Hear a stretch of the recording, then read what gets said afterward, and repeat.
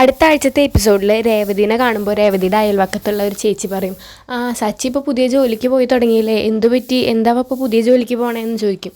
അപ്പോൾ രേവതി പറയും, പുതിയ ജോലിക്കൊന്നുമല്ല പോണത്, സച്ചിയേട്ടൻ ഇത്രയും കാലം പോയിരുന്ന ജോലിക്ക് തന്നെയാണ് പോയിരുന്നത് എന്ന് പറയും. അല്ലല്ലോ, എൻ്റെ ഭർത്താവ് ജോലി ചെയ്യുന്ന അപ്പാർട്ട്മെൻറ്റിലാണല്ലോ നിൻ്റെ സച്ചി ഇപ്പോൾ ജോലിക്ക് പോണത്, അവിടെ കാറൊക്കെ വാഷ് ചെയ്യാനൊക്കെ. അപ്പോൾ രേവതി പെട്ടെന്ന് ഞെട്ടിട്ടോ, സച്ചിയേട്ടനോ കാറ് വാഷ് ചെയ്യേ, എന്തൊക്കെ ചേച്ചി പറയണേന്ന് ചോദിക്കും. അപ്പോൾ അതെ, എൻ്റെ ഭർത്താവ് വന്നിട്ട് പറഞ്ഞത് അവിടെ കണ്ടു, അവിടെ കാറൊക്കെ കഴുകുന്നത് കണ്ടു എന്നൊക്കെ പറയും കേട്ടോ.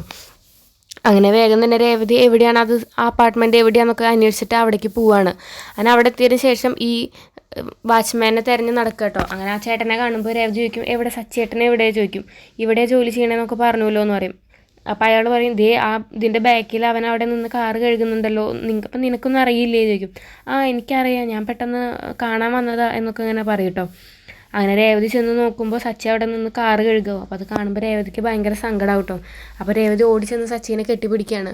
എന്തിനാ ഈ ജോലിക്കൊക്കെ പോണേ എന്നൊക്കെ ഇങ്ങനെ രേവതി ചോദിക്കുമ്പോൾ പറയും, പിന്നെ കുടുംബത്തിൻ്റെ കാര്യം നോക്കണ്ടേ, കാറ് പോയ കാര്യം നിനക്കും അറിയാലോ എന്നൊക്കെ പറയും. നീ വിഷമിക്കണ്ട, അതൊന്നും കുഴപ്പമില്ല, എന്ത് ജോലി ചെയ്താലും നമ്മൾ നമ്മളുടെ ഭാഗം നോക്കിയാൽ മതി എന്നൊക്കെ അങ്ങനെ പറയും കേട്ടോ. അതുപോലെ തന്നെ അമ്മയ്ക്ക് ചിലവിനുള്ള പൈസ എങ്ങനെയാണ് കൊടുത്തതെന്ന് സച്ചി ചോദിക്കുകയാണ്. അപ്പോൾ രേവതി പറയും, അതൊക്കെ ഞാൻ കൊടുത്തു, എൻ്റെ കയ്യിലുണ്ടായിരുന്നു എന്ന് പറയും. നിൻ്റെ കയ്യിലൊന്നും ഉണ്ടായിരുന്നില്ല എന്നറിയാം, നീ സത്യം പറഞ്ഞു, നീ എങ്ങനെയാണ് ചെയ്തത്, എന്താ ചെയ്തത് ചോദിക്കും. അപ്പോൾ രേവതി പറയും, എൻ്റെ കൈമ കിടന്ന വള വിറ്റു പറയും കേട്ടോ. അപ്പോൾ നീ എന്തിനാണ് നിൻ്റെ കൈമ കിടന്ന വള വിറ്റത് പറയുമ്പോൾ, അപ്പോൾ നിങ്ങളെ എങ്ങനെ കുറ്റം പറയുന്നത് കേൾക്കുമ്പോൾ എനിക്ക് പറ്റണ്ടേ എന്ന് പറയും. അപ്പോൾ സച്ചി പറയും, ഞാനിത് ആദ്യമായിട്ടൊന്നല്ല എൻ്റെ അമ്മേനെ കുറ്റം പറയുന്നത് കേൾക്കുന്നത്, കുറേ കാലങ്ങളായിട്ട് അത് അങ്ങനെ തന്നെയാണ്, അതിനെന്തിനാണ് നീ വിഷമിക്കണേ പറയും. അപ്പോൾ അത് കേട്ട് എനിക്ക് സഹിക്കില്ല എന്നൊക്കെ അങ്ങനെ പറയും കേട്ടോ. അപ്പോൾ സച്ചിക്കാകെ വിഷമാവും. അതൊക്കെയാണ് ഇനി വരുന്ന എപ്പിസോഡുകളിൽ. അപ്പോൾ നിങ്ങൾക്ക് എൻ്റെ വീഡിയോ ഇഷ്ടമാവുകയാണെങ്കിൽ ലൈക്ക് ചെയ്യുക, ഷെയർ ചെയ്യുക, സബ്സ്ക്രൈബ് ചെയ്യുക, സപ്പോർട്ട് ചെയ്യുക.